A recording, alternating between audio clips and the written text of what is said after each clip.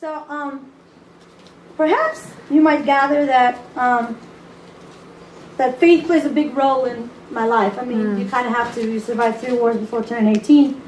It's either one way or another, and I kind of chose to like just follow faith and follow things that are beautiful and make us human, and try to find the redeeming quality in everything, no matter how ugly. So I wrote this poem a couple of weeks ago on Good Friday, and there's this interesting story in the book of Mark, chapter 8. It's one of the miracles of Jesus. He heals a blind man. It's the only one that takes 2 contacts. Like he puts mud in his eyes, and then he says, "What do you see?" And he says something very interesting. He says, "I see men as trees walking."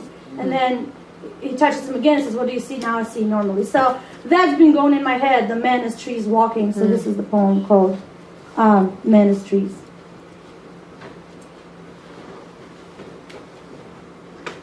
Jesus Christ speaks. The first time a splinter bit my flesh, I was 13 years old. My hands not yet fully grown to master the rage of tools on the back of my hands not yet fully grown to master the rage of tools on the bare back of the tree. Now when the splinter hit my palm at the center of the intersection of... Okay, I'm a nervous wreck. I'm so sorry.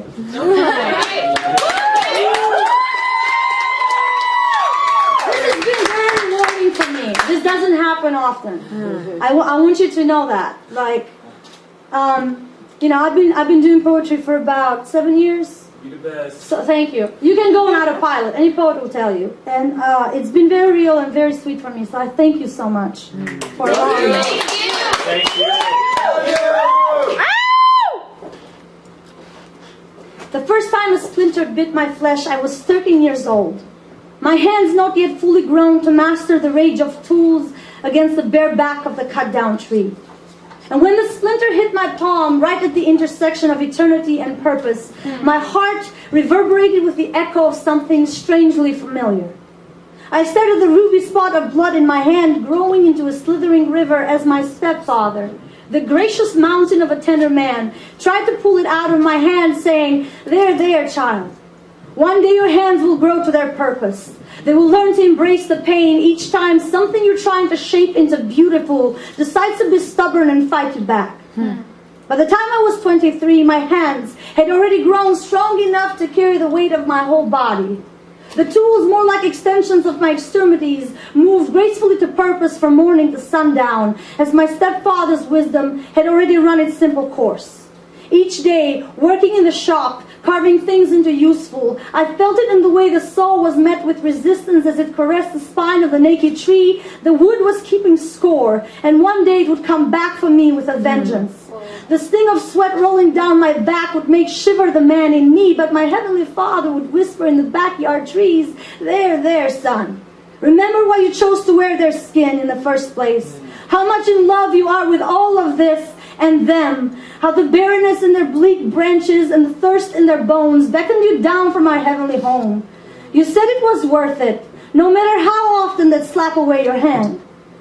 Days shy of my 33rd birthday, on a scorching hot afternoon in a street in Bethsaida, I cooked mud with spit and dust to restore sight to a blind man. When he received my gift, moved with gratitude, he pointed behind my back in warning. I see men as trees walking. How those words echoed in my skull that night in the garden. My friends slumbering like tired children. The bite of the kiss still fresh on my cheek at the intersection of betrayal and surrender. The river of sweat and blood on my forehead stinging like a bed of bees and pine needles. I saw you coming out of the trees, wearing so many familiar faces, like beavers with mean, sharp teeth.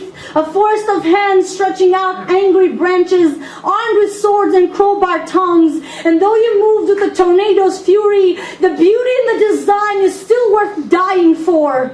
So take me, here I am. No man can take my life from me. I lay it down of my own willful heart. See my hands resolved to their purpose. I am the carpenter God, in love with you beyond all reason. Grind my skin with the teeth of your sin. Let the anger of the cross saw through me inch by inch of its rough embrace, until our spines meet in the bloody kiss of righteousness and peace. I offer no resistance. I offer myself. Let me take upon me your tools of rage. Let me make something of you worth being. Let me take you back home. All I want is for you to love me the way you did when we were in Eden. How your eyes lit up the day I unclenched my fist and showed you right in the center of my palm, at the intersection of eternity and us, the first tree seed full of promise. Remember how I hid it in the earth, like my body, how it bursted open with new life. Remember my body. The empty tomb is my promise. Death will no longer haunt your bones.